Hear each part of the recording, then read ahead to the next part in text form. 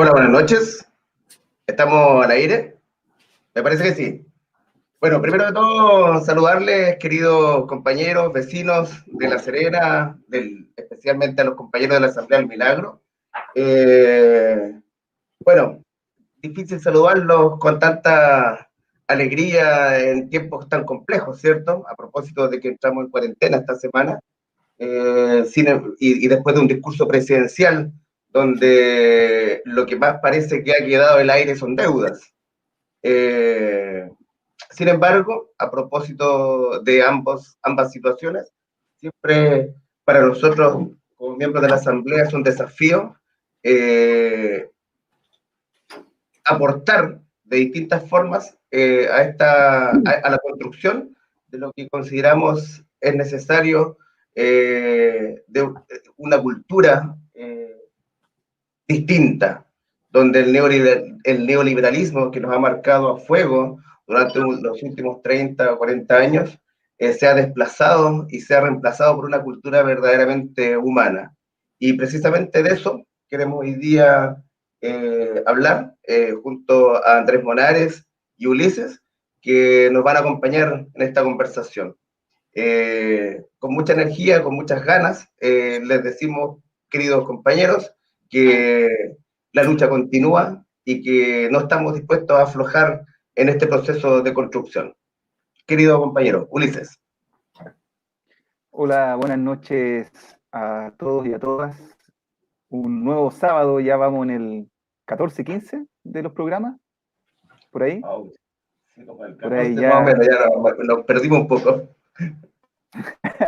por ahí, hartos programas que hemos hecho desde La Serena, desde Coquimbo, para todos nuestros vecinos de La Serena, Coquimbo, pero también para distintas ciudades de Chile, inclusive en algunos programas hemos tenido visitas del extranjero. Y Sí. la bienvenida a todos y a todas. Muchas gracias por estar junto a todos nosotros. Y en nombre de la Asamblea El Milagro de La Serena, les vuelvo a dar las gracias por estar con nosotros. Hoy en la noche nos toma, en la pauta que hacemos durante la semana, uno de los temas que como Asamblea siempre, desde el comienzo hemos tenido en cuenta y como uno de los grandes temas que han hecho la explosión social que tenemos no solamente en Chile, sino en el mundo, se trata del neoliberalismo. Como asamblea, nosotros estamos en una posición contraria al neoliberalismo. Creemos que el neoliberalismo es la enfermedad. La AFP, las bajas pensiones, todo lo que tiene que ver con los salarios, el debacle del Estado, etcétera, etcétera, etcétera, son síntomas que corresponden al neoliberalismo. Pero, ¿qué es el neoliberalismo? Y para eso, esta noche tenemos un invitado súper especial, alguien que se ha dedicado a realizar muchos escritos, mucha redacción, realizar mucha teoría respecto del neoliberalismo, y tenemos a don Andrés Monares con nosotros, que lo presento. Le doy muchas gracias por estar con nosotros, por la amabilidad de estar durante esta noche de sábado con nosotros. Andrés es antropólogo y es profesor de la Universidad de Chile en Buchef. Es el lugar donde se estudian todas las ingenierías. O sea, podríamos decir que es uno de los centros del neoliberalismo en Chile. De hecho, ahí hay algunos profesores que son bastante defensores del neoliberalismo y en algunos momentos han tenido bastante salida en televisión, especialmente Josep Ramos, por ejemplo. Él es, como les decía, profesor en Buchef. Además, como les contaba, ha escrito varios textos. Tiene un libro, si me corrige Andrés, es Oikoeconomía, que ya cuenta la segunda Oikonomía. edición. Un libro. Oikonomía, economía moderna, economías. Economía, correcto. Pero, y tiene una gran cantidad de escritos en distintas publicaciones. Así que, bienvenido, Andrés. Gracias. Partamos entonces. Partamos con lo que vinimos. Una aclaración para ser Sí. justo, el profesor Ramos es de la FEN, de la Facultad de Economía y Negocios. Ah, ya. Pero bueno, están al lado. ¿Tú dices al lado físicamente o ideológicamente? Ideológicamente. No, Buchef es especial, particular, es como todas las escuelas de ingeniería en Chile, bien proclive al modelo capitalista neoliberal. De hecho, siempre esas facultades son las últimas que se adhieren a los paros o a las tomas. Así Bueno, es. históricamente en los 80, Bochef, no, a ver, no es que yo venga así camiseteado, pero en los 80 Bochef fue particularmente combativo en términos de toma, marcha, entrada de carabineros al campus, pero claramente quizás lo podemos desarrollar. La ingeniería y en general las carreras técnicas y en un contexto donde la educación se ha profesionalizado, sí, pues, claramente se releva lo técnico y además se dice que lo técnico no es ideológico, cosa que es una falsedad, o al menos una falacia, pero quizás lo podemos conversar más adelante, no sé, pues ahí usted dirá. Por ahí va a salir, no se preocupe. Entonces vamos a lo que conversamos en la pauta antes de poder, cuando realizamos la idea del programa, tiene que ver con neoliberalismo. ¿Y qué es lo que conocemos realmente de neoliberalismo o capitalismo, el origen del neoliberalismo? Entonces, de tu mismo escrito, yo leyendo, me pude informar también, además, a pesar que soy ingeniero y estudié también economía en Buchef, pero nunca tuve claro muchas cosas del neoliberalismo.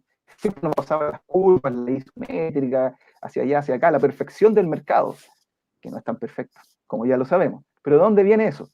Entonces, me gustaría que nos contaras de la manera más pedagógica posible, ¿de dónde viene el neoliberalismo? Por ejemplo, ¿cómo se inventó la mano invisible del mercado? ¿Es de un origen divino realmente esta mano invisible que mueve todo y que los precios hace que se suban por acá, por allá y que después todo se controle? Es voy a intentar ser lo más esquemático posible porque en realidad me preguntaste así como un semestre. Eso, yo hago todo un semestre de este curso. Entonces, a ver, bueno, lo primero también agradecerles mucho la invitación. Yo estoy muy feliz de salir de la universidad y que me contacten agrupaciones como ustedes, porque por una parte la universidad está muy encerrada, una burbujita, por otra parte celebro la organización y celebro además una organización que busque debatir, conversar ideas. Y lo segundo, debo decir que es bastante maldad que me hayan invitado después de Gabriel Salazar. Es como me tiraron a los leones, pero en fin. A ver, como tú dijiste, disculpen que voy a hacer hartas vueltas porque quizás esta pregunta la podemos ir contestando y conversando en sus preguntas, un poco para entender por qué tú me preguntas por Adam Smith y le metiste la religión. Les cuento que yo soy antropólogo y los antropólogos, así de manera súper general, estudiamos las formas de vida de los pueblos. Y lo más probable es que ustedes ubiquen, esta es la gente que va a África, va al Amazonas, qué sé yo, trabaja con los mapuches, qué sé yo, con los coya. Pero todos los pueblos tienen una forma de vida.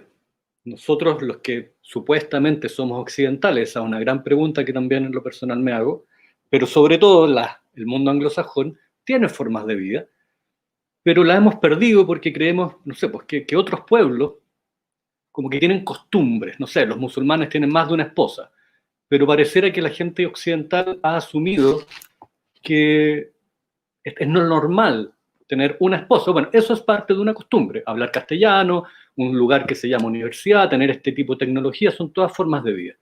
Y lo que yo me he dedicado es a estudiar las formas de vida de los pueblos anglosajones y puntualmente a través de los textos. Y en ese camino llegué a Adam Smith, que como muchos de ustedes sabrán, es considerado el padre del capitalismo de mercado autorregulado. A mí me gusta aclarar siempre, dar el nombre completo, porque capitalismos a través de la historia han habido muchos. O sea, tipos de sistemas de sustento, lo que llamamos hoy día sistemas económicos, que empleen algún tipo de capital, han habido muchísimos, incluso desde la antigüedad. pero este capitalismo de mercado autorregulado, donde tú dices, como bien dices, una mano invisible ordena toda la sociedad en todos sus ámbitos, aunque las personas no queramos, y transforma la sociedad en una sociedad económica, en una sociedad de mercado, dice un señor que se llama Karpolandi, es un invento de los anglosajones recién en el siglo XVII-XVIII. O sea, si estimamos que el ser humano, el Homo sapiens, tiene a lo menos 200.000 años y probablemente es mucho más, debe ser el doble, si estamos hablando del siglo XVII es muy poquito y en un lugar muy puntual del mundo. Entonces, disculpa la vuelta que me di. Entonces, ¿por qué Adam Smith? Bueno, al ser padre de la economía, él vivía en el siglo XVIII, era escocés. Escocia, en el siglo XVIII, es un pueblo muy, muy religioso. De hecho, tú no podías hacer clases en la universidad escocesa si no firmabas la confesión de fe de la iglesia escocesa o presbiteriana, y por supuesto que tenías que ser un presbiteriano muy fiel, muy, muy correcto. El presbiterianismo es el calvinismo escocés.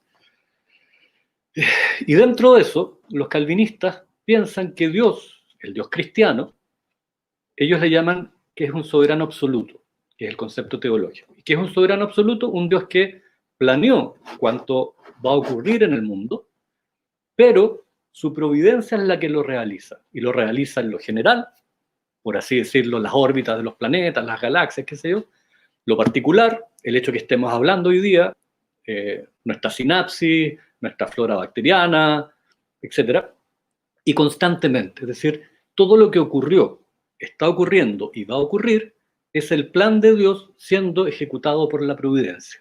Y eso es lo que Smith le pone un nombre, que es mano invisible. Es decir, cuando hablamos de que el mercado se autorregula, lo que estamos diciendo es que Smith, como era obvio en su época, él no es un tipo disparado, que se le ocurren cosas absurdas y que en el fondo se hizo famoso por otras cosas. O sea, se hace famoso porque da cuenta de su época. Y en su época todos en Inglaterra pensaban eso, creían en ese tipo de Dios. Y el punto es que Dios, para lograr la supervivencia de la especie, lo que es el Génesis 1.28, procreada y multiplicados, emplea a los humanos, los guía a través de la mano invisible, guía sus vicios, puntualmente su egoísmo, para que sobrevivamos. Esa es la famosa mano invisible, no porque a mí se me ocurrió, ni porque yo interpreté a Smith, sino porque lo dice el propio Smith. Disculpen la lata que me di, pero no era una pregunta fácil, insisto. No, pues, bueno, es complejo esto, pero bueno, entonces, por lo que entiendo lo que nos has dicho, entonces, esta mano invisible ha servido como fundamento para lo que viene después del capitalismo autorregulado. Entonces, tú hablaste del egoísmo. Entonces, el egoísmo es la base del sistema económico del que nosotros estamos viviendo, que es mayoritario en la orbe. Claro, lo que pasa, volvemos a la época, que Smith dijera que la providencia dirige los egoísmos humanos para que la sociedad se autorregule y sobreviva, a nadie le llamó la atención en su época porque era obvio. Ahora, si yo en Chile, que como han dicho otras personas, es la Corea del Norte neoliberal, si yo digo que la naturaleza humana es maximizadora y en torno a los precios tomamos decisiones y la sociedad se equilibra automáticamente o llega al ajuste automático o un orden espontáneo, ¿qué es lo que tú decías que lo más probable que le enseñaron en economía y lo que le enseñan a todos los chiquillos en economía hoy día? Porque economía es un ramo obligatorio. Y mira las cosas que le están enseñando a las personas. A nadie le sería raro eso. Eso es lo que se enseña. Y si tú contestas lo que yo acabo de decir, te sacas 7 en la universidad.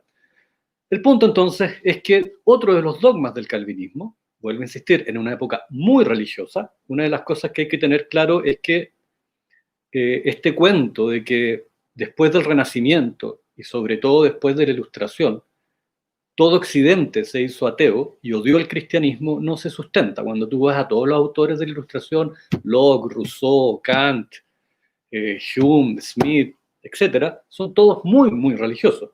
Y no porque fueran el domingo a alguna iglesia, sino porque vivían su vida desde esa religión y realizaban sus investigaciones desde esa religión. O sea, es un sustento ideológico la religión en esta época.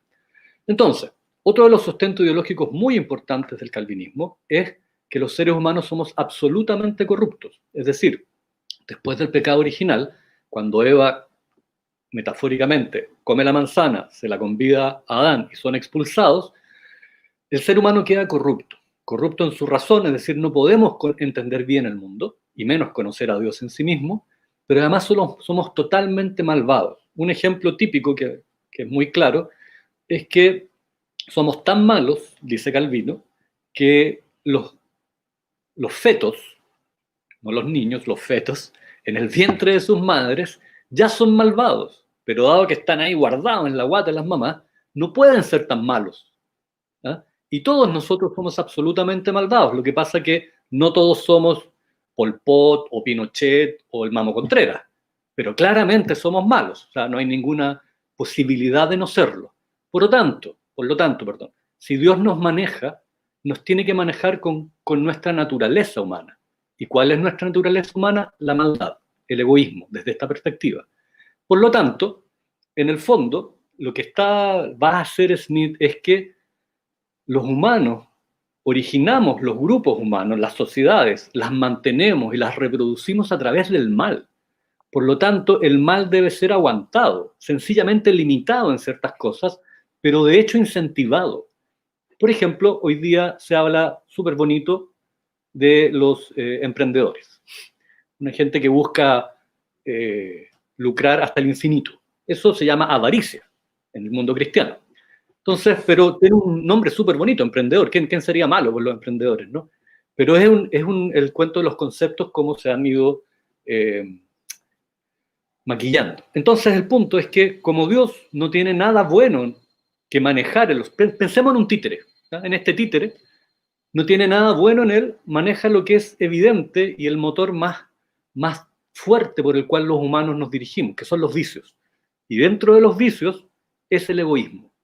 Por lo tanto, por ejemplo, para que esto no quede tan en el aire, para los neoliberales, los políticos y los empresarios es súper evidente, por ejemplo, que si se suben los impuestos, como nosotros somos egoístas por naturaleza, vamos a eludir o vamos a evadir impuestos.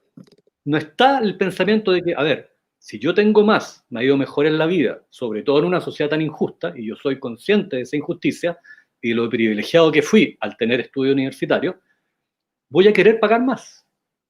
O sea, eso no sé si yo creo que todos lo vemos, ¿no? En Chile es como evidente que nadie va a querer pagar más impuestos.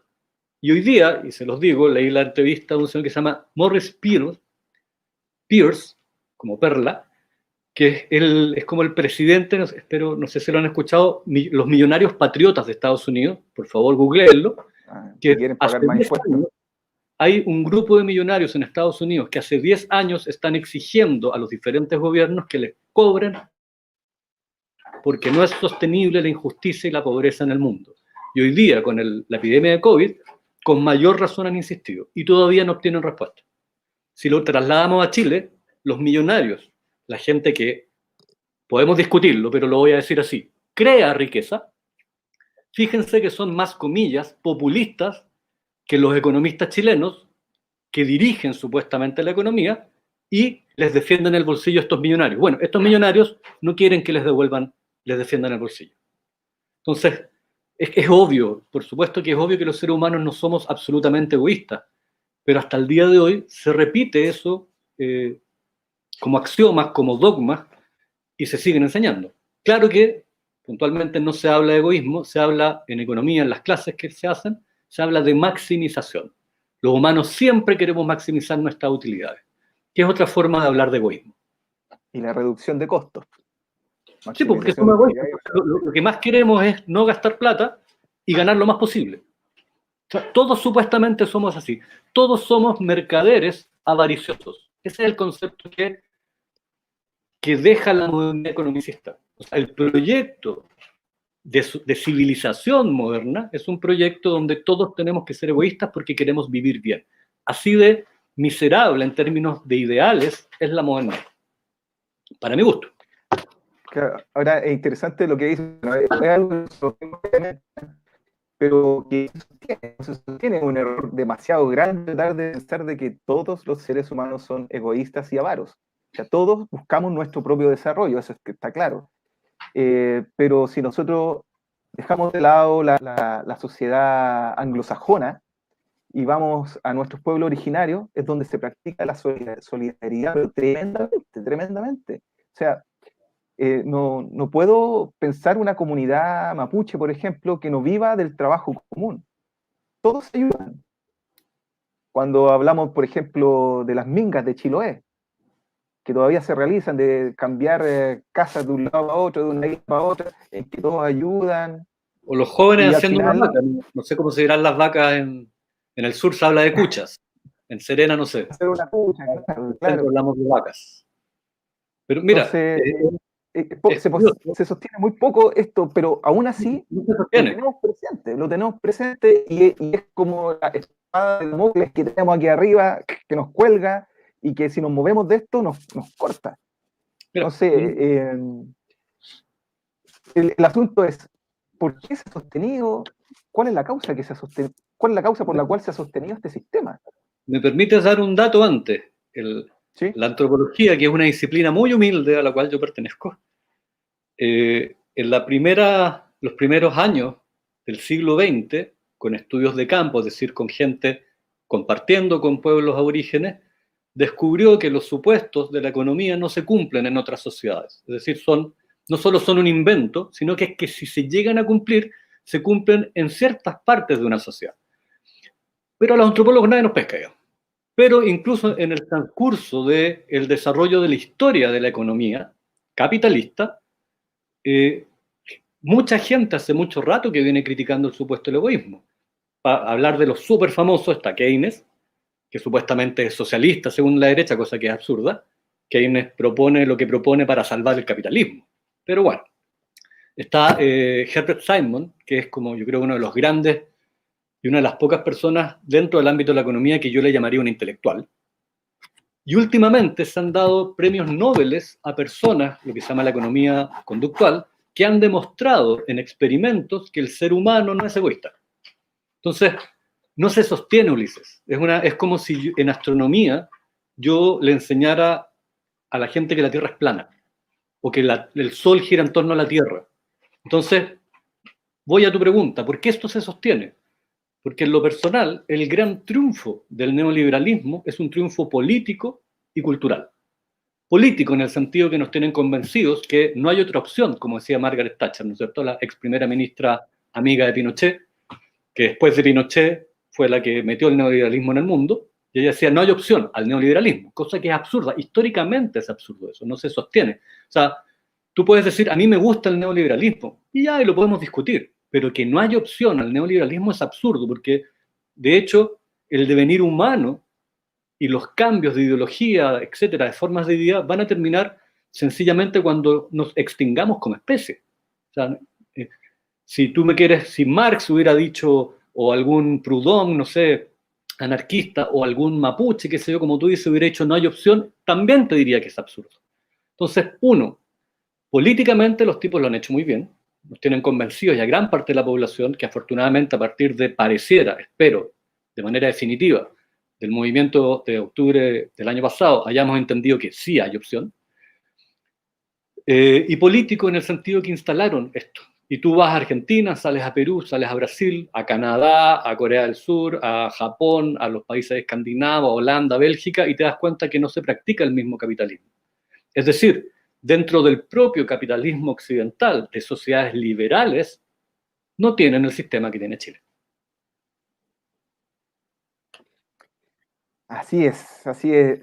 Yo siempre he creído que el neoliberalismo, el capitalismo más extremo en Chile. No veo otro ejemplo, o sea, ni siquiera Estados Unidos o Inglaterra tienen un capitalismo tan extremo como en Chile, donde todo está en las manos de la mano invisible del mercado que hablábamos al principio.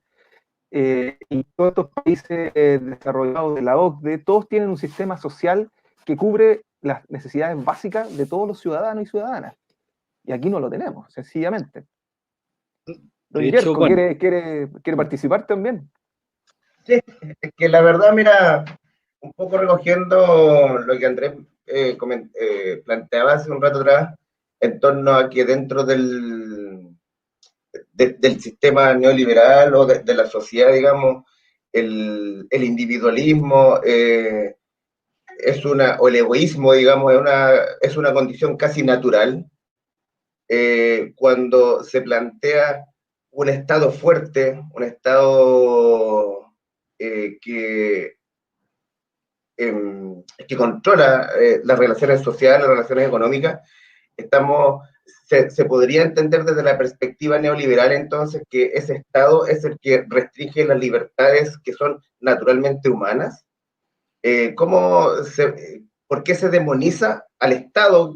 Que mira, fíjate lo que acaba de plantear Ulises. Ulises plantea que hay sociedades donde el capitalismo es fuerte, pero sin embargo el Estado juega un rol importante para resguardar la seguridad social. El tema es por qué hoy día, o por qué en Chile, el Estado es prácticamente el demonio que se devora todo y que nos deja a todos como zombies que no pensamos.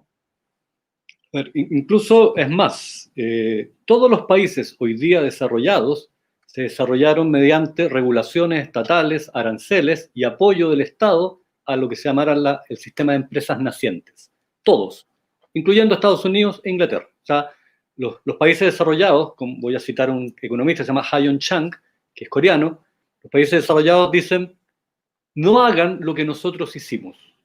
Así de hipócrita. Entonces, por una parte, tenerlo bien claro. A ver, incluso, Yerko, no es solo el sistema de seguridad social. Hay un montón de cosas que los estados en otros lados toman en sus manos. ¿Cuál es el punto? Y voy de nuevo a la filosofía. Cuando tú partes de definiciones básicas, no es que, como tú decías, aunque sea extremista, no es que como que seamos individualistas y egoístas. No, somos individualistas y egoístas. O sea, no hay tintas medias. Esa es la naturaleza humana. O sea, tal como, no sé, qué sé yo, una vaca no puede dejar de comer pasto, los humanos no podemos dejar de ser egoístas porque sí somos, según esa teoría que es a todas luces falsa. Por supuesto que los humanos podemos ser egoístas, pero podemos ser muy altruistas. Y tampoco hay que confundir el egoísmo con la iniciativa individual. Yo puedo tener una iniciativa individual profundamente altruista. Entonces son confusiones a las que nos tiene sometido el sistema y estos predicadores que lo dominan todos los medios, que son los economistas, sobre todo los ortodoxos. Entonces el punto, vuelvo, cuando tú partes de la base de un individuo que se debe liberar de las amarras externas, eso es como filosóficamente el desarrollo del concepto de individuo y lo que se habla de cómo el individuo se enfrenta a las fuerzas externas, puntualmente la Iglesia Católica y el Estado absolutista.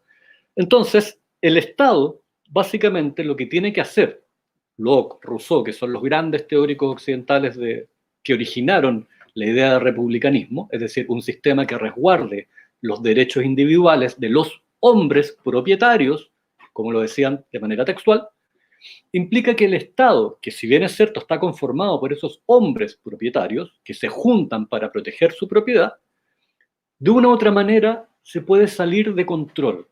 O sea, el rol del Estado es el bien común, dice Locke, que es el gran teórico británico político, el que inventa el republicanismo en el fondo, y si tú te pasas de ese bien común, el Estado ya pasa a ser tiránico. Ahora, ¿cuál es el bien común? La protección de la propiedad. Es decir, eso implica que quienes no tienen propiedad no pertenecen al Estado. Ojo con eso. No es lo mismo que la democracia. Por lo tanto, si tú sigues en la historia, llegamos a premios Nobel de economía como Hayek y Buchanan, que son neoliberales, donde ellos postulan que el Estado debe ser domesticado. Es decir, el Estado no puede tener o hacer más cosas que tener carabineros, militares, hacer caminos en lugares alejados y hacer todo lo que el lucro individual no despierte la avaricia, es decir, no despierte ganancias. Por lo tanto, es un Estado no solo enano, sino además tetrapléjico. Y por eso el Estado es el gran enemigo del individuo, del sistema de mercado, aunque todos sabemos que por una intervención criminal del Estado en este país tenemos libre mercado. Pero el punto es que Hayek, por ejemplo, que es como el gran autor de los neoliberales, dice que en realidad, al final de sus días, No importa qué sistema político exista en un país mientras apoye el mercado. Y por eso los neoliberales no tienen ningún problema, no tuvieron ningún problema en apoyar a Pinochet. Porque una dictadura asesina, criminal, ladrona, estafadora, me atrevería a decir que vendió, regaló el país, sus recursos, quería imponer el sistema de libre mercado. Por lo tanto, se le debía apoyar. Porque eso es lo importante finalmente, que exista un libre mercado donde los individuos desarrollen su egoísmo sin matarse, se pueden hacer pequeñas trampitas, qué sé yo, pero... y eso implicaría que a la larga todos nos vamos a enriquecer. Aunque, me permito decir algo, el mismo Hayek dice, cuando nombro harto a Hayek porque creo que con esto puede quedar más claro, si yo fuera de la UDI y creyera realmente en el libre mercado, sabemos que la UDI no cree en eso, la UDI no ha hecho nada contra las colusiones, etc. Mi libro de cabecera sería Hayek. Pero, por supuesto, no le vamos a pedir a Moreira o gente por el estilo que lean a Hayek, pero ese ya es otro tema. El punto es que Hayek dice finalmente que en el mercado, aunque yo me esfuerce mucho, si alguien no quiere comprar mi trabajo, pues qué pena por mí. Entonces, ojo con la meritocracia. No existe la meritocracia tampoco en el neoliberalismo, porque por mucho que yo me esfuerce, si alguien no me compra, no es culpa del mercado y no es culpa de las otras personas que mi trabajo no sea valorado. Entonces, el Estado efectivamente es el gran malvado del cuento. Y ahora, para terminar, hay que tener cuidado porque nosotros en Occidente, insisto, no sé si somos tan occidentales, está esta dualidad mercado-Estado. Pero eso es un combate y es una, comillas, realidad que tiene muy pocos siglos.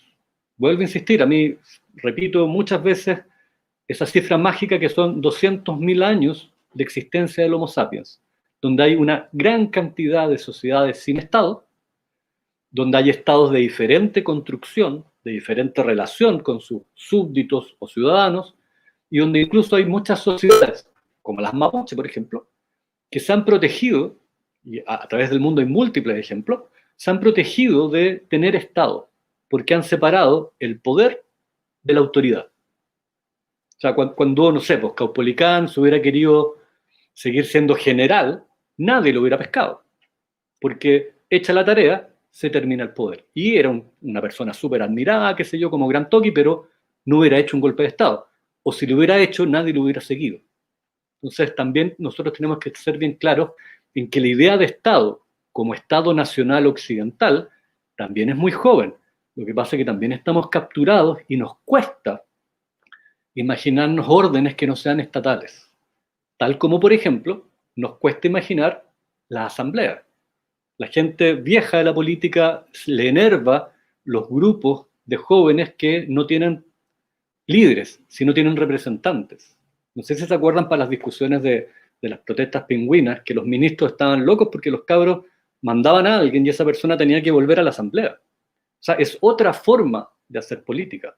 Hay mucha más política fuera del Estado. Tampoco nos tenemos que comprar eso tal como nos compramos el mercado. Clarito, clarito, clarito, Andrés. Ustedes me aclaran o me exigen si voy para otro lado, sí, o no soy claro. No hay problema. Jacob. Mira, hay algunas preguntas interesantes en el chat de la página de la Asamblea. Contarles que tenemos 85 personas aproximadamente conectadas, lo que es un número bastante positivo para nosotros. Las reproducciones posteriores siempre aumentan el número de quienes ven este trabajo que se está realizando. A propósito, tú mencionabas las asambleas al final, cuando nosotros dentro de nuestra asamblea planteamos un poco la necesidad de organizarnos, decimos abiertamente que uno de nuestros objetivos es tratar de aportar un cambio de cultura, ¿de acuerdo? A un cambio de mentalidad. O sea, nosotros entendemos que la raíz del gran problema que nos afecta a nosotros como Chile es el neoliberalismo y la cultura que se ha instaurado a razón de él. Y alguien pregunta dentro del chat algo sobre esto. Nos plantea, por ejemplo, o sea, nos plantea directamente si el egoísmo del cual hemos planteado recién se puede educar, se puede morigerar o es necesariamente consustancial al ser humano. O sea, y lo mezclo con nuestro objetivo. ¿Es posible pensar en un cambio de cultura que erradica el neoliberalismo y diseñar un mundo sin este egoísmo individualista al que estamos hablando? A ver, yo como antropólogo entiendo que la naturaleza humana es racional, somos mamíferos racionales. Y dentro de eso hay una cantidad de respuestas que van desde la guerra y cosas atroces como la tortura o el genocidio, hasta la solidaridad, no sé, pasa por la Teletón, las rifas, qué sé yo, ¿no es cierto? La ayuda a un pariente. Pero el punto, y eso es muy importante, porque a veces se pierde de vista y también el neoliberalismo nos ha traído esto de que tú te tienes que hacer cargo de ti mismo. Todo está en ti, todo este rollo de los coaching, que es un gran negocio, estamos perdiendo plata porque por vender humo se gana muy bien.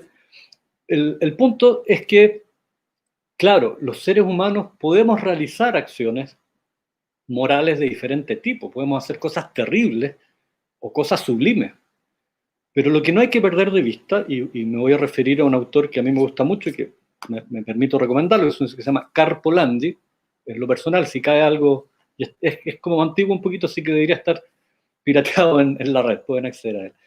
Y el tipo habla de que la economía se institucionaliza, es decir, se organiza colectivamente, se norma. Entonces, que una persona en un grupo, piensen en su grupo de amigos, que una persona, o de la asamblea, ya, una persona de la asamblea, no sé si tienen cuotas, voy a inventar, discúlpeme, no empieza a pagar las cuotas, se aprovecha de lo que organiza la asamblea, no responde a las cosas, se le dan tareas y no las cumple. A la primera la dejamos pasar, quizás a la segunda, pero ya a la tercera hay una organización que lo más probable es que llame al orden a esa persona o la expulse. Al contrario, si una persona en un ambiente muy agresivo, pensamos en la cárcel, tiene con buena voluntad, lo más probable es que quede de Perkin, ¿no? Que finalmente son esta gente que es casi un sistema de servidumbre, de esclavitud, de cocinar, lavar e incluso de abuso sexual. Entonces lo importante es cómo las personas se organicen. Ulises nombraba, por ejemplo, a los pueblos originarios, y no es que los pueblos originarios sean personas de una moral tan elevada que son súper altruistas. Probablemente hay mucha gente buena entre los pueblos originarios, pero también hay gente mala, tal como en Occidente. El ser humano tiene esa capacidad plástica de poder ser muchas cosas, pero de una otra manera está condicionado, está guiado por este menú que es la cultura. Si yo voy a un restaurante de mariscos, no voy a pedir una parrillada. La cultura te hace ver ciertas cosas, no te tiene capturado, pero te da un menú, insisto, que es una buena metáfora al menos para mí. Entonces, el punto es que los pueblos originarios, en su cultura, en sus valores, en sus ideas, en sus normas, en su religión, potencian la cooperación. Ulises hablaba de las mingas, la tiradora de caza, que es como la cosa bien turística en Chiloé, pero en el norte, entre las comunidades aymaras o quechua, las mincas y los aini son cuestiones súper normadas finalmente, o sea, nadie se escapa del aino de la minca y anda a no participar en una comunidad, a no limpiar los canales, por ejemplo. El día que tu hijo se case y hay que construirle la casa, nadie va a ir. Fuera de que piensen lo duro que es en una comunidad pequeña que te hagan, esto es como bien de colegio, la ley del hielo. Es decir, piensa que donde vives, yo vivo en Santiago con 6 millones de personas, piensan que a mí nadie me habla, los miniqueros no me llevan, en los negocios no me venden. Entonces no es agradable vivir así, de hecho. Entonces el punto es muy, muy relevante cómo nos organizamos. La sociedad neoliberal ha tendido a una organización que se basa en el egoísmo. Por ejemplo, las FP, la idea es que cada uno se rasca con sus propias uñas. O sea, yo junto mi plata y ¿por qué le voy a dar mi plata al resto de la gente? Si yo me he sacado la mugre. Pero al fin del día nos damos cuenta que los humanos no podemos vivir sin los demás. Ahora, ¿cómo nos organizamos para recibir la ayuda de los demás? Como dice Adam Smith, ¿interesando el egoísmo de la otra persona para que me ayude? ¿O haciéndonos amigos o ciudadanos? Ojo, los ciudadanos no somos súper amigos, pero ustedes y yo pagamos impuestos y nuestros impuestos van a un montón de gente que no conocemos y los pagamos porque creemos que esa gente, que le ha ido peor que nosotros, merece ser ayudada. por esta organización que se llama Estado. Entonces, el cuento neoliberal de que la gente, muy antiguamente, cuando vivía en tribus, era buena gente, porque ese contexto era fácil ser buena gente, pero en el contexto de sociedades macro, con millones de personas, es difícil ser buena gente, por lo tanto la solución es que seamos egoístas. No tiene ningún sostén tampoco. O sea, yo les quiero ser súper claro. Yo cuando opino, lo digo, pero esto lo estoy diciendo como antropólogo. No tiene ningún sostén científico, ni psicológico, ni antropológico, ni sociológico, ni económico, que los seres humanos somos solo y absolutamente egoístas. Podemos serlo, y los diferentes contextos pueden fomentar cierto tipo de conducta y no otra. Con este ejemplo termino. Si yo fuera a la Esparta antigua, ¿no es cierto? Y en mi ignorancia como economista neoliberal veo que los espartanos desde chicos se preparan para la guerra, qué sé yo, son guerreros, los valores guerreros son los importantes. Yo podría sacar la conclusión súper tonta y errada de que el ser humano es guerrero. ¿Por qué? Porque generalicé un dato. Otro ejemplo de error, lo que se llama la inducción, ¿no es cierto?, de creer que uno o dos casos hacen una norma general. Si yo voy a la cárcel, dadas las condiciones de injusticia en Chile y de falta de oportunidades, la inmensa mayoría de los presos, de los privados de libertad, mujeres y hombres, vienen de estratos bajos. Si yo, con poco cerebro y mala inducción, podría decir, los pobres son naturalmente criminales. Entonces, hay que tener mucho cuidado, y en estos momentos, todo eso ya está hace mucho rato estudiado. O sea, que uno en televisión siga escuchando que los seres humanos somos egoístas y que en realidad tendemos a eso, por lo tanto hay que incentivar ese tipo de actitudes, no tiene ningún sostén. Vuelvo a insistir, no es una idea mía, eso es tan absurdo como si se enseñara que el Sol gira en torno a la Tierra. Así de absurdo. La pregunta es, ¿por qué se sigue haciendo? Porque hay un triunfo político y cultural. Ahí está la pelea, esa es la pelea que perdimos. Porque nos convencieron de que eso estaba bien. Y además, si tú le pones número, lo pasas en un ramo que se llama economía, le pones ciencia económica, chuta, es serio. Ahí sí. Pero es pura ideología, Bueno, mala sociología, mala biología, mala antropología, mala psicología. Y los propios economistas hoy lo saben. Insisto, en los últimos años 3 o 4 premios Nobel han sido 2, perdón. Thaler y se me olvida otro, disculpen. Richard Thaler, antes fue Joseph Stiglitz, que son gente que trabajó psicología y demostró experimentalmente que en situaciones de escasez los seres humanos no actúan de manera egoísta, como dice la teoría. Lo que tú tienes que decir en la universidad para sacarte un 7. Bueno, también una de las cosas por las cuales ha triunfado este modelo socioeconómico, político, es porque los medios de comunicación están capturados por aquellos que son dueños de todo. Y ahí va una pregunta que tiene que ver con las bases del neoliberalismo y el capitalismo. ¿Por qué siempre hay una discriminación ultra mega positiva hacia los más ricos en desmedro de los pobres? ¿Por qué eso se sigue sustentando? A ver, no pretendo darte la respuesta, sería muy patudo. Voy a hablar de lo que yo he encontrado en lo que he estudiado, ¿ya? Que claramente a mí me parece una buena pista, un buen argumento, pero ni de lejos creo que yo solucione el problema. Eso es importante decirlo. Europa, si hablamos de la Europa medieval, ya en Grecia, la historia de Occidente es una historia de desigualdad extrema. No es que somos un poquito desiguales, no estamos hablando de Suecia, no, somos muy desiguales. La esclavitud, la servidumbre, y eso estaba bien. De hecho, hay gente que es inferior a otra en términos económicos, pero también intelectuales. El esclavo en Grecia, un tipo, un genio como Aristóteles, tiene plena conciencia de que el esclavo no solo es inferior intelectualmente, sino moralmente, lo que se traspasa a la Edad Media. Ya no hay esclavitud, hay servidumbre, y lo que luego se va a traspasar como ideología de la desigualdad a la sociedad de clase. Por lo tanto, en Inglaterra, por ejemplo, se habla de una raza aparte, estamos hablando de siglo XVIII, siglo XIX, los trabajadores y los pobres en general son una raza aparte. Vuelvo a insistir, una raza aparte. Y esa raza merece ser maltratada. ¿Por qué? Porque desde el punto de vista religioso, de cierto calvinismo extremista, que hoy día llamaríamos de derecha, porque no todo el calvinismo es derechista, por favor, aunque es conservador en su gran mayoría. Pero para Calvino hay condenados y elegidos. Dios prefiere a muy poquita gente y la ayuda materialmente, al final, y odia en el fondo a la gran mayoría de las personas. Entonces, en el siglo XVII, dentro de esta tradición, insisto, occidental, no es culpa de Calvino, occidental de la desigualdad extrema, imagínense si yo soy racista, clasista, y viene una religión que me dice, además soy elegido. ¡Oh, me encanta! Me voy a esa iglesia, por supuesto. Obvio que no es así, estoy haciendo una caricatura, pero a ver, como que eso me gusta, ¿no? O me es natural, me es explicativo.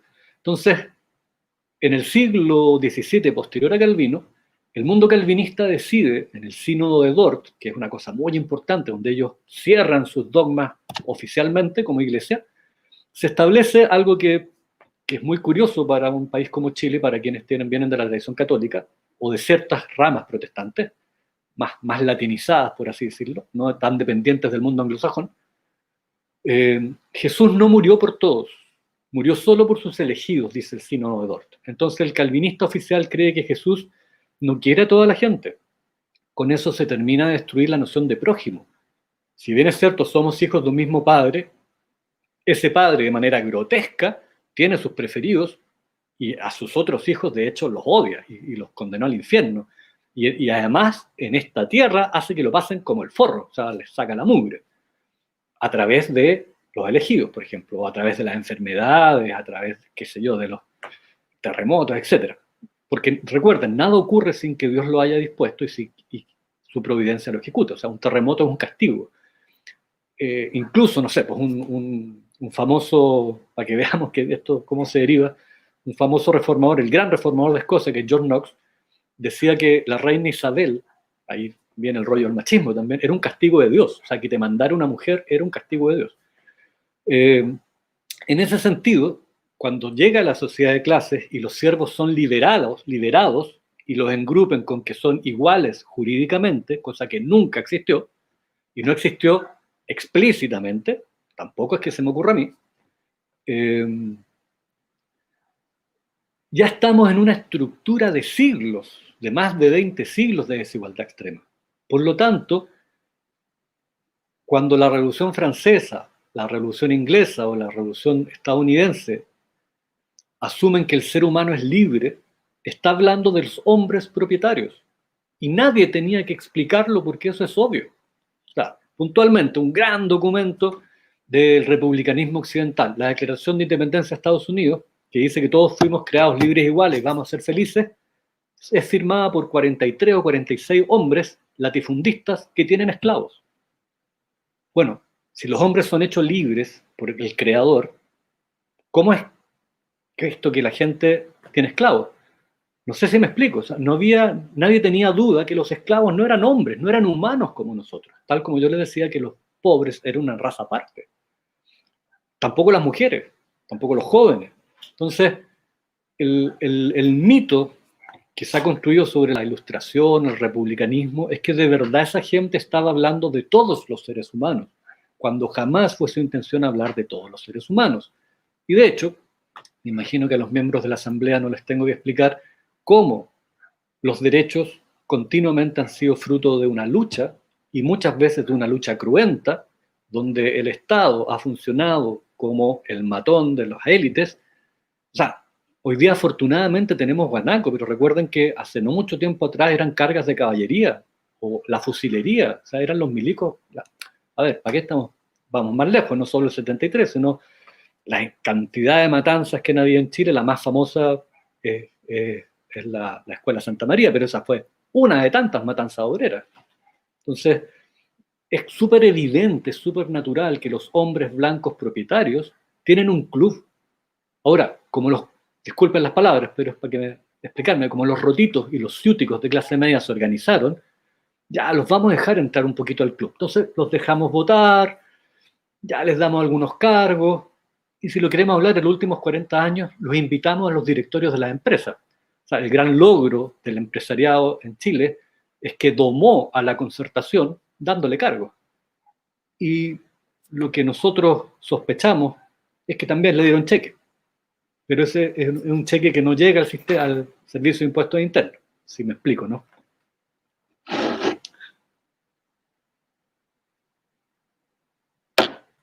Bueno, don Yerko. Pensando un poco a propósito de la respuesta de Andrés, que el liberalismo cuyo paradigma principal es, entre comillas, la libertad de los seres humanos, finalmente es para lo que los defensores del liberalismo consideran seres humanos. Y el resto no lo somos, ¿no? Perdón, ese es el liberalismo clásico. En el transcurso del liberalismo, el neoliberalismo está también en esa onda. Por ejemplo, se agarraron de la biología para decir que los ricos y los millonarios son más aptos. Tomaron a Darwin y ya, los ricos son aptos, sobreviven, y los pobres no. Pero entre medio, también hay que ser justo, hay diferentes corrientes del liberalismo. Por ejemplo, están unos señores que se llaman comunitaristas, que ellos se reconocen liberales, y dicen, lo primero para que exista libertad es la igualdad. Eso en Chile sonaría súper socialista, bueno, la derecha le diría populista, etcétera, y ya sabemos toda la batería publicitaria de insultos, ¿no? Pero esa gente es liberal.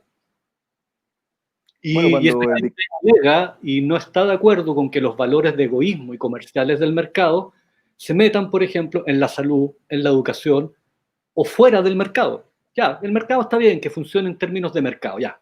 Que la pugna egoísta logre el progreso, logre nuevos productos, ya, eso nos gusta. Pero no tiene por qué meterse, y de hecho es malo que se meta en otro tipo de relaciones sociales. Y son liberales. Lo que pasa es que volvemos a insistir, nosotros en Chile, y cuando uno escucha a nuestros políticos, y no tan solo de la derecha que tiene la etiqueta de derecha, ¿no? Sino la derecha que dice no ser de derecha, pero actúa como derecha, es como volver al siglo XIX. Es terrible, es una cosa cuando tú lees autores del siglo XIX o historia del siglo XIX y estamos en la misma. O sea, no sé si es penoso o vergonzoso. Ambas. Ambas, es patético, es todo. Pero, perdón, una colita.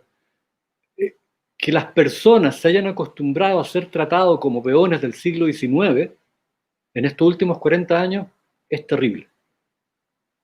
Es muy, muy terrible. Sí, así. Bueno, pero todo esto... La organización es muy importante. Claro, pero todo esto ha ido cambiando. Ya, bueno, fuimos al profesor Salazar y él identifica, por lo menos a comienzos de los 2000, que ya empieza a romperse el paradigma con el mochilazo, el famoso mochilazo, sí, que siempre lo nombra. Y de ahí en adelante han ido ocurriendo paulatinamente cambios, y ya octubre es el fin, es esa pequeña gotita de agua que cayó sobre el vaso y lo reventó, porque ya nadie más podía aguantar. Claro, ya no se podía. Y fue un hecho pequeño, que podríamos haber dicho, de nuevo están protestando los cabros, puta, de nuevo. Pero ya agarraron a un cabro, empezaron a pegarle y ya eso ya explotó porque ya no se podía aguantar más. Y sobre lo mismo, ¿qué perspectivas tú, ya yéndonos a la actualidad? Ya sabemos que la teoría del chorreo, de que el crecimiento económico nos va a hacer que estos grandes iluminados de la élite que crean el capital, entre comillas, ¿cierto? Porque sabemos que ellos no lo hacen. Que no, claro, que nos va a llegar a nosotros y que vamos a ser una sociedad justa, etcétera, etcétera, etcétera. Y ya estamos claros que no estamos en eso. Y si no hay un cambio radical, no va a pasar, vamos a ir de mal en peor. Entonces, desde tu perspectiva, ¿qué es lo que debiera pasar? Porque ahora estamos en asambleas, tenemos proyectos de cambio. Desde nuestra asamblea hablamos de romper el paradigma del neoliberalismo. No queremos irnos a un socialismo ni al estatal, sino queremos algo similar a lo que tú has estado hablando de posibilidad de generar empresas, de que se desarrollen distintos puntos de la economía, pero que haya real democracia, libertad. Entonces, ¿cómo tú ves el escenario actual? ¿Cómo ves tú las asambleas? No sé si has tenido la oportunidad de participar a lo mejor en alguna asamblea o noticias que te han llegado. ¿Cómo ves tú este cambio de paradigma de lo neoliberal, de las promesas incumplidas de la concertación, de la traición de la concertación, hasta nuestros días? ¿Es posible este cambio? A ver, yo soy como del equipo de los poco optimistas. Dejémoslo ahí, poco optimistas. ¿Eh? Porque, por ejemplo, cuando tú dices que no se podía aguantar más, yo creo que en Chile sí se podía aguantar más. O sea, han hecho cosas tan terribles, no han cogoteado a la luz del día por años, que un cogoteo más. Ahora, alguien tendrá que investigar eso y qué pasó ese día en el metro, ¿no? Quizás, afortunadamente, la torpeza de Piñera de mandar a Carabineros ese viernes fue, ya que estamos hablando de Adam Smith, fue providencial. Porque quizás se dejan que los cabros se metan al metro, aquí estaríamos. No pasó. Yo también tengo mis dudas si toda la gente efectivamente entiende que hay una estructura de modelo que hay que cambiar. Pero puedo estar súper equivocado y me encantaría estar equivocado. Ahora, el punto es que hay un escenario que no sé si es el mejor. ¿A qué voy? Si bien es cierto, hay un montón de gente que se organizó mucho, aquí en mi barrio también habían asambleas, a eso me refería con que más de alguna vez fui a alguno, me pasé por ahí. En la universidad los chiquillos están movilizados, pero al menos donde yo trabajo es una minoría, eh, o no tan grande ya. Entonces, ¿puede durar esa situación de efervescencia tanto tiempo? Pregunta, no lo sé. Dos, yo creo que tenemos una gran carencia de cultura cívica en Chile. Lo que es importante si supuestamente nos vamos a juntar a hacer una nueva constitución, porque parece que ganaríamos, eso no habría duda, pareciera, ¿no? Y en ese sentido, cuando a uno le falta información y formación, por ejemplo, ¿qué sabemos de otras constituciones? O cómo queremos, porque es claro, la constitución es cómo queremos ser, tampoco una hoja en blanco, porque los tratados internacionales ya tienen amarrado al país, hay cosas que no se van a poder hacer. Pero ¿qué sabemos de otras constituciones como ejemplo? ¿Qué conocemos de los pueblos originarios que nos puedan ayudar, por ejemplo, a vivir colectivamente? Y por otra parte, las dos cosas que hemos visto, yo creo que no es que sea un iluminado yo ni muchísimo menos, pero no hay oposición en este país. O sea, medio en broma yo he escuchado y he repetido que la cara de la oposición era Mario Desbordes. Y ahora lo anularon porque le dieron un ministerio, entonces quedó offside, en términos futbolísticos. Pero la oposición ha sido me atrevería a decir que penoso. O sea, le han volado el ojo a un montón de gente y aquí en Chile es como si no tuviéramos Congreso, no tuviéramos Poder Judicial. Estamos votados los ciudadanos y las ciudadanas, los habitantes en general, porque no todos son ciudadanos, en términos de la gente migrante. Y eso sumado al gran poder económico de las élites, que no tienen ninguna ganas, o sea, de soltar la teta. Esto estoy citando a Lamarca, no es una frase mía, es Udi, que trabajó en COPEC, con Angelini, él decía que si las élites no soltaban la teta iba a quedar la escoba. Lo dijo como en 2005, si no me equivoco. Ojo con eso. Y una estructura, o sea, si hay algo que uno puede admirar de Jaime Guzmán es lo bien que lo hizo. O sea, esta jaula con teles plasma y con 4x4 y con viajes a Miami en 67 cuotas, lo que tú quieras, con comida Thai, qué sé yo, pero jaula al fin y al cabo está espectacular hecha, espectacular.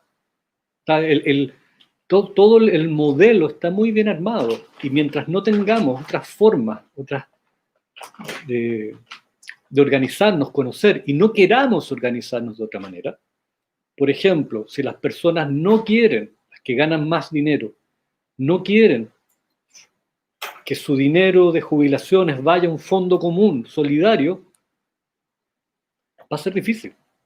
O sea, yo entiendo, por supuesto, el tema del 10%, pero sí me da mucha lata cuando escuchaba que la gente hablaba quiero mi plata.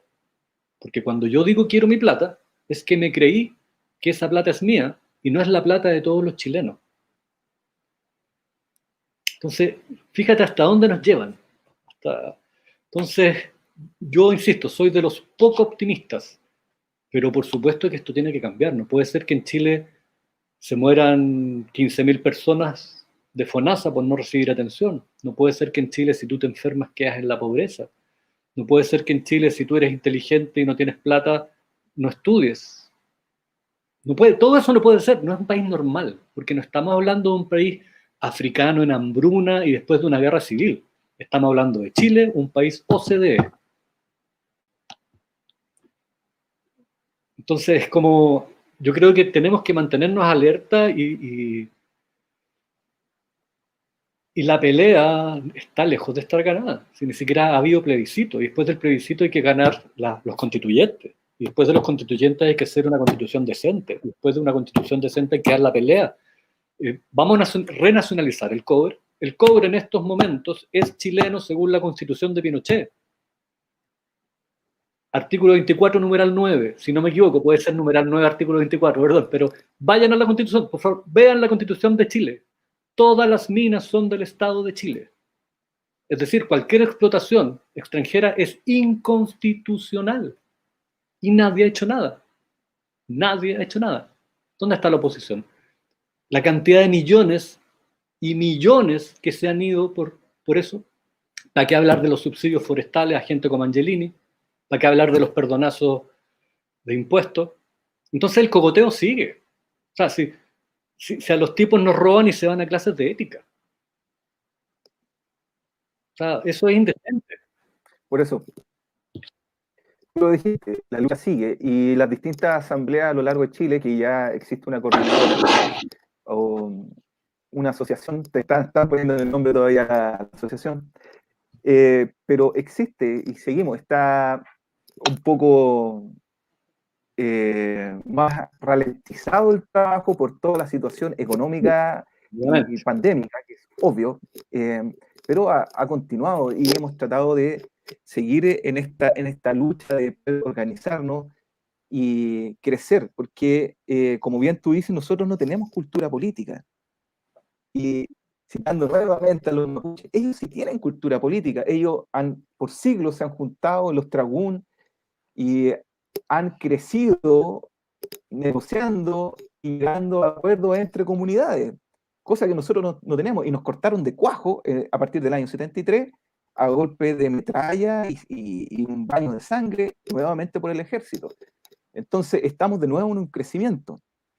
Como asamblea también tenemos súper claro que esto es un proceso que nos va a llevar y nos va a costar, pero que tenemos que continuar. Tenemos que continuar. No se ha cambiado nada del modelo, seguimos igual. Estamos súper claros en esa situación. Pero si llegamos por lo menos a una constitución en que podamos estar realmente representantes de las asambleas dentro de una asamblea constituyente, tenemos todas las posibilidades de por lo menos elegir esta piedra base inicial para seguir adelante. No sé si Yerko quiere complementar algo más, alguna pregunta respecto a la situación, ¿cómo lo ves? Sí, mira, es que la verdad yo estaba más o menos pensando en la idea de que el cambio hoy día en lo coyuntural, sí, efectivamente es la constitución política.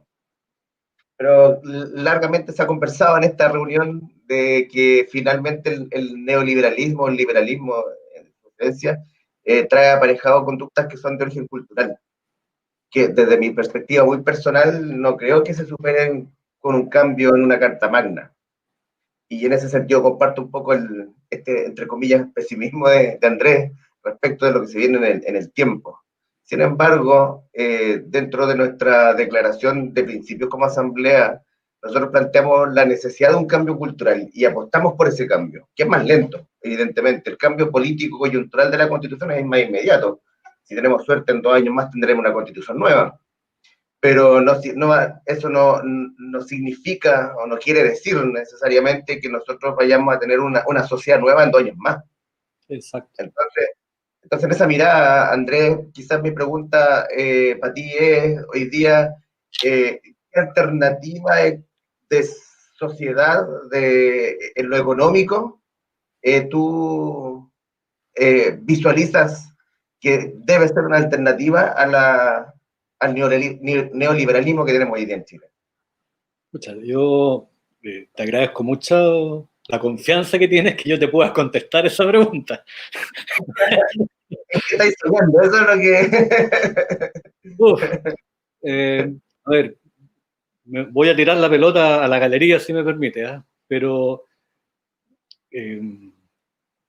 porque a mí a veces, claro, uno se pone a pensar y arregla el mundo y uno, si a mí me pagan, yo siempre lo digo, a veces en realidad, claro, si tú me pagas la beca, yo en 6 meses te tengo el libro del Nuevo Chile, pero eso se llama dictadura, se llama ingeniería social y no es lo que hay que hacer. Eso es lo que hicieron con nosotros, los Chicago, ¿no? Y mira dónde estamos. Pero yo al menos postulo que hay cuestiones básicas y que cruzan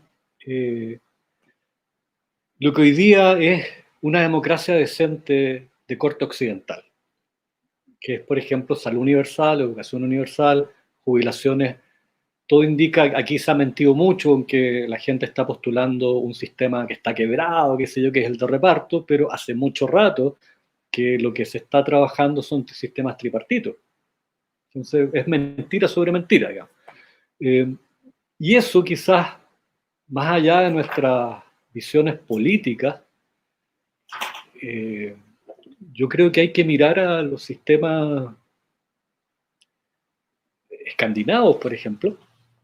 No es que yo quiera vivir como sueco, porque no soy sueco, ni quiero serlo, ni danés, pero sí me gustaría vivir en un país donde es evidente que yo por vivir en ese país no voy a terminar viviendo en la calle o en un campamento, porque eso sería un fracaso social de todos los ciudadanos.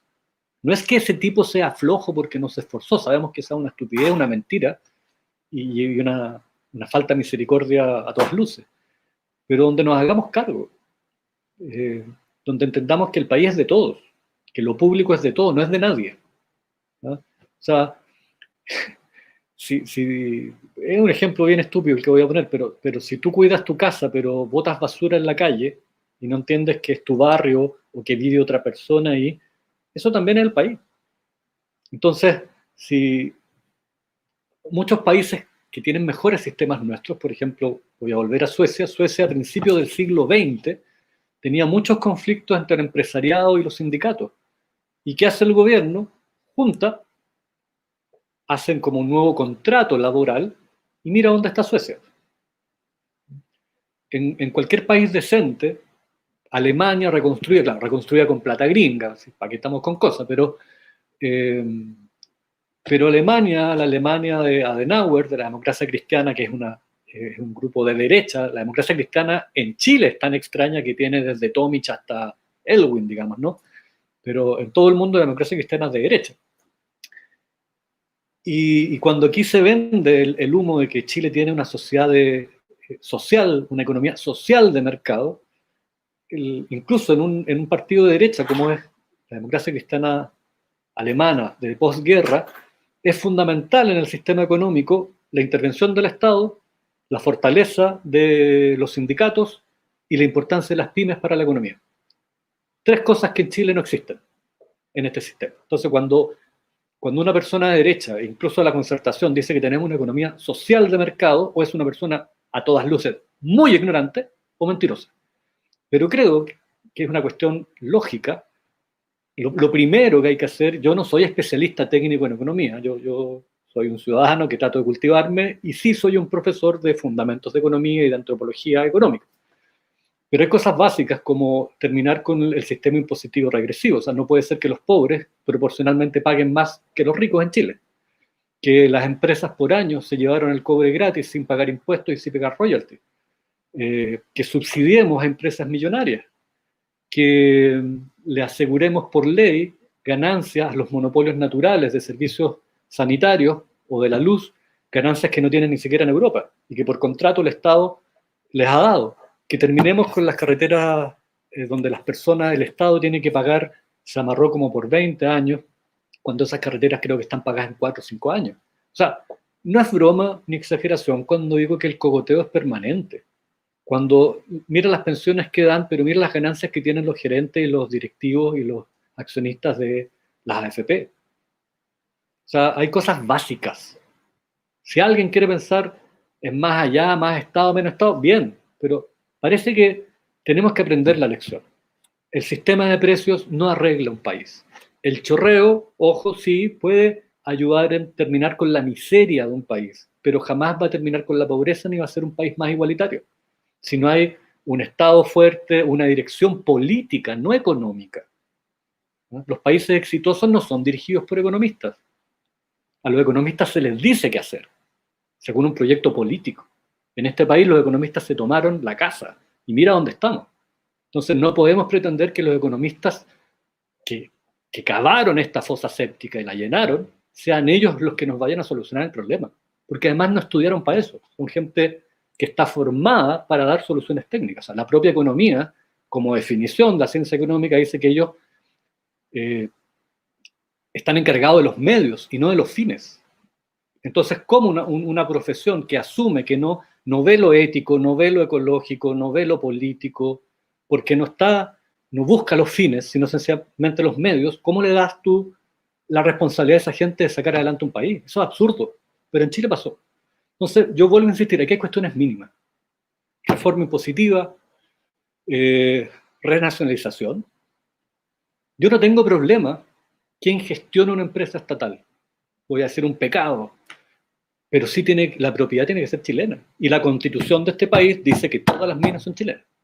O sea, eso ni siquiera hay que hacer una reforma constitucional. La constitución de Pinochet dice eso. Y no se ha respetado. Y nada de la concertación dijo nada. Lavanderos. En honor a la verdad. Pero nada más. Y ahí está la constitución.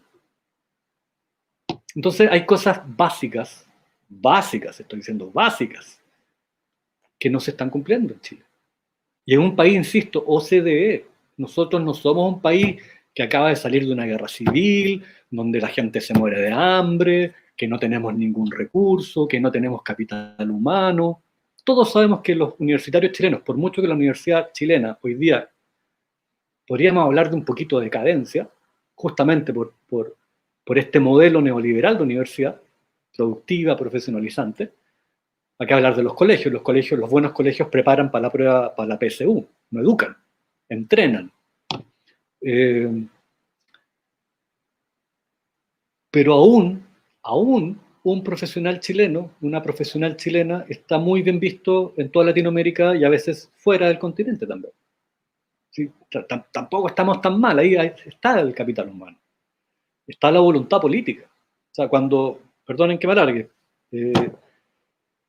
cuando decimos, oye, pero no hay plata, cuando tú vas a países que tienen sistemas más decentes, esos países se organizaron cuando tenían un PIB similar al que tiene Chile hoy día. Es decir, lo primero es que tener imaginación, valentía y voluntad política. Y ahí, cuando yo tengo un proyecto de país, llamo a los economistas, recién ahí llamo a los economistas y les digo, ya cabros, ¿cómo armamos esto? Pero aquí en Chile fue al revés. Llamamos a los economistas, en realidad no los llamamos, fue una dictadura, como ustedes lo vieron, y plata para los más ricos, porque en algún momento iba a chorrear y ya sabemos lo que pasó. En los 80, ese mismo grupo era un grupo sinvergüenza. Un ministro de Pinochet fue a la cárcel, que actualmente hace clases en la Católica. Una manga de sinvergüenzas que quebraron a este país y que los chilenos les pagamos su deuda, la deuda subordinada. Pero anda a cogotear, ¿no es cierto? Un cabro de población. Anda a cogotear. Entonces, yo vuelvo a insistir, disculpen mi majadería, pero es mucho el cogoteo. ¿No será mucho? Porque aquí nadie se quiere tomar el Palacio Invierno a esta altura, o sea, queremos vivir decentemente. Pero, como bien decía Yerko, la Constitución no va a cambiar nada si no cambia una cultura. Latinoamérica y Chile, súper legalista. Haciendo la ley se soluciona todo. Pero fíjense, culturalmente, ni siquiera voy a hablar de política ni de economía. O sea, hay que hacer una ley para que la gente no maneje curar. Aquí en Santiago, los que vivimos que en Santiago, no sé, allá en Serena, a las veredas se le ponen rejas para que la gente no cruce a mitad de cuadra. Si uno lo piensa, no sé si se entiende que eso es patético. ¿Cómo vaya a manejar curado? ¿Vaya a matar a alguien o a ti mismo? ¿Cómo vaya a cruzar? ¿Cómo te tienen que poner una reja para que no cruces a mitad de cuadra? ¿Cómo tienes que pedir la boleta? Yo he estado en lugares donde la gente, en el sur, por ejemplo, donde la gente alega, pucha, nos tienen votados, pero no, nadie te da boleta. Tenéis que pelear la boleta con abogado cuando vayas a los negocios. Entonces, no quiero caer en ese facilismo de que no, los países los cambiamos cambiando uno mismo, por supuesto, pero las estructuras son fundamentales. Y una buena estructura no funciona con gente que no funcione o no tenga la cultura y la voluntad política de funcionar en esa estructura. Entonces aquí hay que caminar mascando chicle. Y no, también yo no tengo ningún problema en hablar mal de nuestra clase política, y si tienen tiempo le damos, pero me carga esa actitud de estar sentado en tu living arreglando el mundo. O sea, aquí mismo yo no vivo en un lugar marginal, tengo esa suerte, y hay vecinos que se han organizado para recolectar comida para vecinos que sí tienen problemas. Eso necesitamos.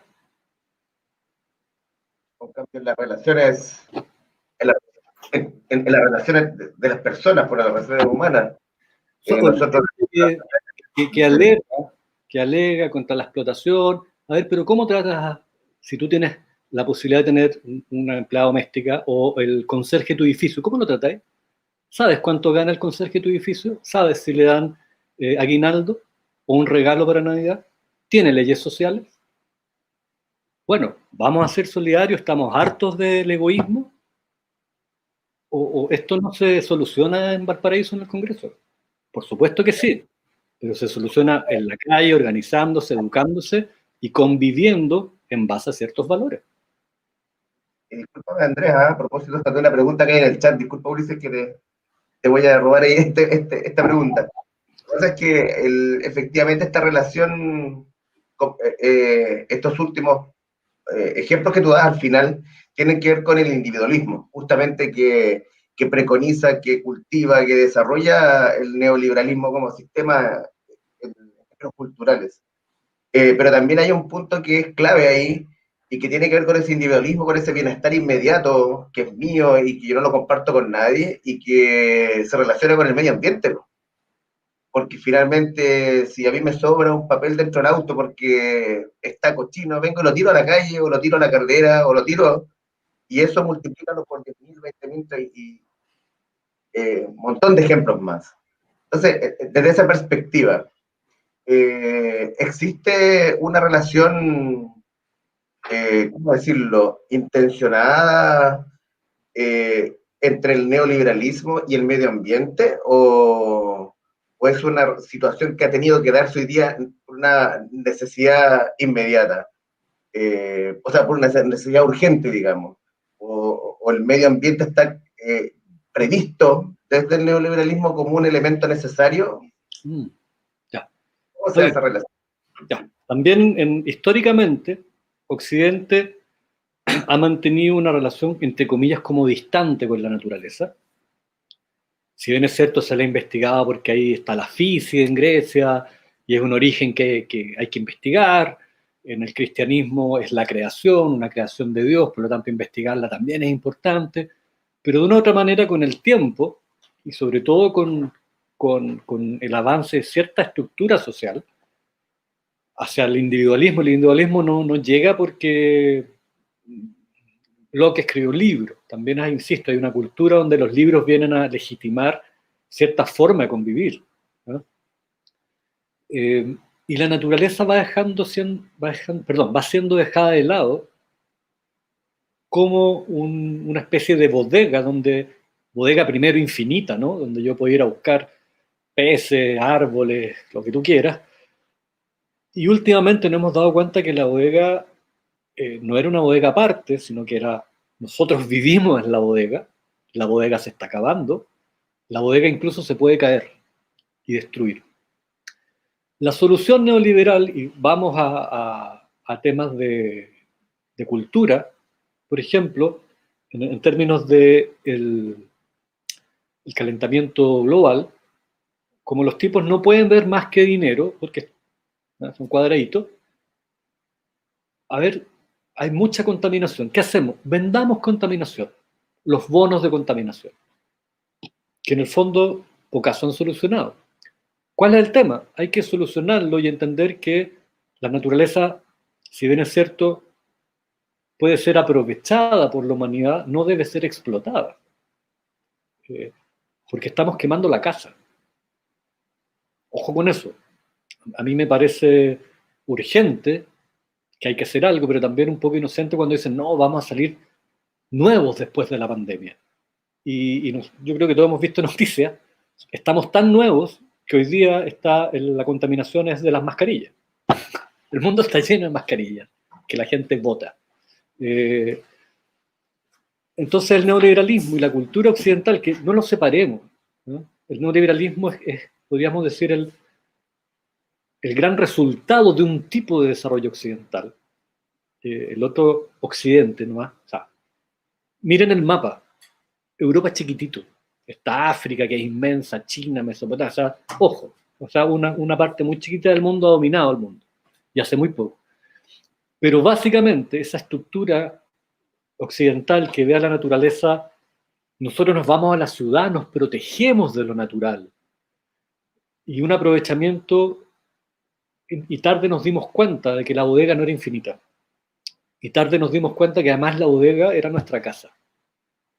Los cabros chicos, pareciera que hoy día los educan y son mucho más, o sea, esa botada por la ventana, si tú tienes hijos, tu hijo te retaría. Nosotros no, pues la gente que es un poquito más antigua, o con más experiencia, para no decir viejo, ¿no es cierto? Nada, pues, nada. O sea, hace, no sé, 5 años atrás un ingeniero decía, no sé, hace 15 años, 20 años, si yo le decía a un tipo, oye, descarga mercurio en un lago, lo hacía. Hace 5 años dice que ya nadie lo hace. Ahora, ¿lo hace por un avance cultural o porque hay multas y cárcel? pero también no hay que ser purista ni súper idealista. La gente no siempre actúa por altos fines. También actúa, lo voy a decir, suena súper feo, pero también actúa por represión. O sea, porque no me hagan, no quiero ir a la cárcel, no quiero pagar. Eso también funciona, lo siento. Porque el ser humano es justamente lo que decíamos, es un gran abanico de posibilidades. Habrá gente mucho más consciente que no lo hace porque no lo hace, porque sus principios se lo niegan. Pero hay otras que parece que el temor de la ley, o al escarnio público, no sé, ahora que la cosa de las funas, ¿no? También es un freno. Pero dentro del neoliberalismo, para mi gusto, no hay solución al problema medioambiental. Porque el neoliberalismo plantea el crecimiento, y el crecimiento no puede ser sino físico. Y eso implica seguir explotando. Ha habido cierto, no sé si un intento de solución, pero bueno, esta ola de lo computacional, de lo financiero, donde no habría, comillas, una economía física. Pero eso hay que tomarlo bien, hay que analizarlo, porque esto de que la economía se está, como dicen algunos, yendo de lo físico, tampoco es tan cierto. Pero yo no veo solución dentro del neoliberalismo. O sea, en una economía de crecimiento, ¿cuántos planetas? Ya, nos vamos a ir a Marte, pero con esta misma mentalidad nos vamos a hacer chupete Marte. Da lo mismo. Es un cambio de mentalidad. Es como, disculpa, el golpeador de mujeres pololea con una mujer nueva, le va a seguir pegando. Nosotros somos golpeadores de la naturaleza, a la cual pertenecemos y todavía no nos damos cuenta. Ciertamente, ciertamente. Bueno, yo por mi profesión, yo me dedico al área ambiental. Y tengo la suerte de dedicarme a la recreación o a la creación de nuevos espacios naturales, no a la extracción. Elegirme por el otro lado, pero tengo varios colegas que que eligieron el camino de la maldad, por decirlo de alguna manera. Pero como tú bien dices, el neoliberalismo implica crecimiento, y el crecimiento es hacia arriba, hacia arriba, hacia arriba, consumir, consumir, consumir y desechar rápidamente. Cambiamos desde un paradigma del siglo pasado, a comienzos del siglo pasado, que la calidad era lo más importante de un producto, y ahora la calidad se dejó de lado, sino que la durabilidad se dejó de lado, y tenemos sencillamente que consumas rápido, botes, consumas botes, y tú lo estás diciendo bien con las mismas mascarillas.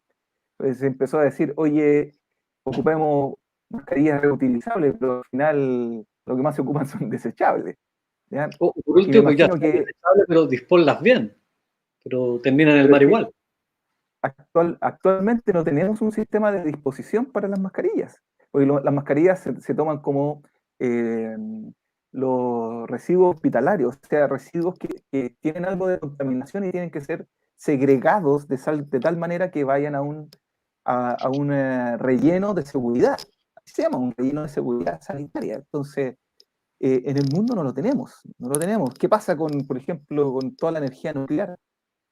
¿Qué se hace con las ojivas nucleares o los termoreactores que ya no funcionan? ¿Y a dónde se los llevan? Se los llevan a un hoyo en el Ártico, que se supone que es estable y que nunca va a sufrir una rotura, por lo tanto no hay problema. Pero el problema es el neoliberalismo.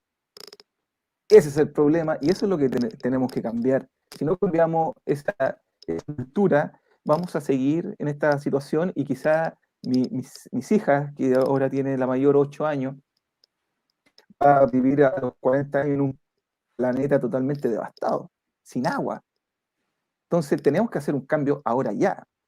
Se está haciendo, pero todavía muy progresivo, mientras tengamos la misma ley sobre nosotros. También quiero agregar y saludar a todas las personas que nos han acompañado durante esta transmisión. Hemos llegado a tener más de 80 espectadores, que es muy bueno para nosotros. Le agradecemos a Quilapán, a Constantino Guerrero, Franklin Velázquez, Canal Jaramillo, José Vega, Marcelo Maldonado, Alberto Millán, Lorena Nares, ¿la conoces? Cristian Fuentealba también, el flaco Fuentealba también, que nos está acompañando. Así que muchas gracias a todas las personas.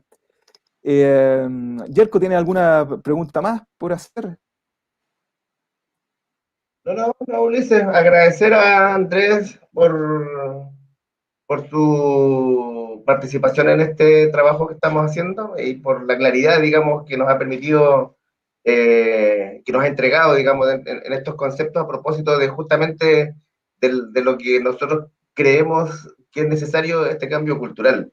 Y ciertamente, de hecho, los comentarios que hay dentro del chat a lo largo de la noche lo refrendan. Creemos que esto es un aporte importante, fundamental para conquistar paulatinamente en el tiempo justamente este cambio de mentalidad, ir abriéndonos a nuevas experiencias, a nuevas ideas que nos permitan visualizar y construir una alternativa al neoliberalismo. Eso por mi parte, Ulises. Bueno, Andrés, quisiera dar algunas palabras finales. Claro, bueno, agradecerle su invitación. Yo encantado, a Ulises, cuando nos conocimos, bueno, en una videollamada, no nos conocemos todavía. Para uno al menos, hablo por mí, es súper interesante salir de la U. Lo que uno pueda, de lo que uno trabaja, que no es todo, y no tengo la razón en todo, como les digo, yo sí creo que en el trabajo que hago, por supuesto, pero encantado de llevarlo a otros lugares. O sea, el saber, si me permiten, muy entre comillas, hoy día está encerrado en lugares muy específicos, y es absurdo que una sociedad capture el conocimiento, lo que sea, en artes, en silvicultura, en lo que tú quieras, en solo las personas que tienen el cartón. todos como ciudadanos podemos tener acceso a una mejora intelectual, por gusto o por uso, digamos. Por lo tanto, para mí, en realidad, les agradezco mucho. Yo soy el que tiene que agradecer la invitación de poder llevar esto fuera de la universidad, para más encima a una asamblea, que me entusiasma mucho esa invitación, de gente que se está organizando, que está haciendo cosas. Uno es muy de escritor y sus libros, entonces yo admiro mucho a las personas que hacen lo que ustedes están haciendo y se lo agradezco. ¿Y puedo hacer una publicidad o es muy feo? Por supuesto, de su segunda edición. Exactamente, yo los quería invitar, estamos trabajando, ya está en diagramación, la segunda edición de mi libro Economía Moderna, Economías. Esto se empezó, obviamente, tiremos un libro en 2020, octubre, después pandemia, o sea, parece chiste, pero espero que salga ya, y ojalá les vamos a avisar a la asamblea, y si ustedes me pueden echar una manito, y a las personas que están viendo esto y creen que puede ser interesante o explicativo toda esta relación de Smith con nuestro tiempo, con Chile, el libro trata de eso. Así que no se olviden que ya debería salir de aquí a fin de año, si el COVID no dice otra cosa, yo espero que no. Me estoy cuidando. Aunque quizás se diría más si es póstumo, ¿no? Claramente. Bueno, volver a agradecer a todos los presentes acá en el programa, a los presentes a través del chat, todos los espectadores que tuvimos, muchas gracias. Y nos vemos en un próximo Caceroleando el próximo sábado. Llamo a la unión entre las asambleas, todas las personas de las asambleas que estuvieron viéndonos hoy día. Llamo a la unión hace la fuerza y hacia allá vamos, hacia una nueva constitución creada por todos y hacia el cambio cultural, la soberanía popular. Muchas gracias por vernos y nos vemos pronto. Gracias. Muchas gracias, compañero. Chao. Muchas gracias, Andrés. Y no se olviden y que estamos los días lunes aportando en una vía común para algunos vecinos del barrio que están con alguna situación y que estamos tratando de aportar con un pequeño granito de arena para que lo consideren también si es que está dentro de sus posibilidades, queridos compañeros. Y será hasta la próxima semana. Nos vemos. Chao. Chao, Andrés, muchas gracias.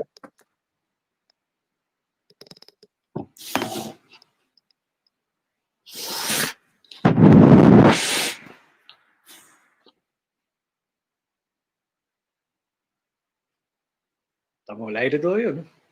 Sí. Metí las patas. Te voy a mandar un alemán.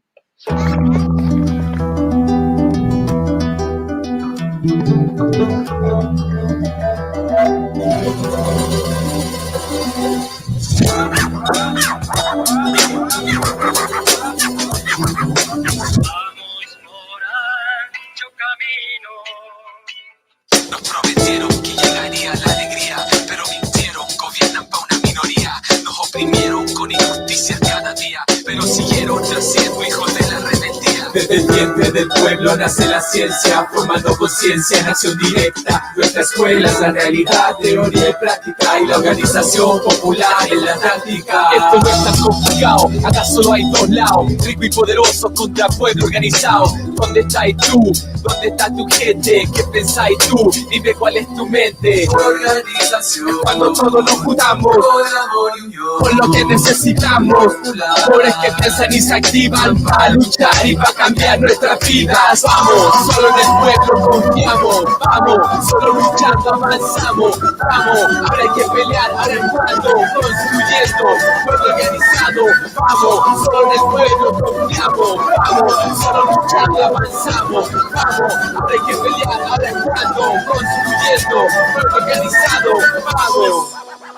Por ejemplo, ¿qué pasa si te falta la casa y vas a la Muni? Pero las semanas solo pasan y pasan. Hacemos marcha o hasta tomamos la plaza, porque sin movilización la cuestión no avanza. Y si nos transformaron nuestra educación en mercancía, los estudiantes seguirán en rebeldía. Y si el trabajo sigue escaso y el salario mal pagado, seguiremos levantando más y más los sindicatos. Hay que ser parado, no comprar barato. Esto de ese tramitado ya nos tiene chato. Si nada nos separa, nada nos para. Si nadie nos divide, divide, nadie nos gana. Y desde acá trabajamos, y a donde mismo estamos, tomando nuestro destino en nuestras propias manos. Y vamos despacito, no hay para qué apurarse, la lucha es para rato, hay que prepararse. Construyendo lento en la calle sin permiso, tomando un puesto, asumiendo el compromiso. Traigan su grito y su bandera, somos pobres en guerra, acumulando fuerzas. Vamos, solo en el pueblo confiamos. Vamos, solo luchando avanzamos. Vamos, ahora hay que pelear, arrancando,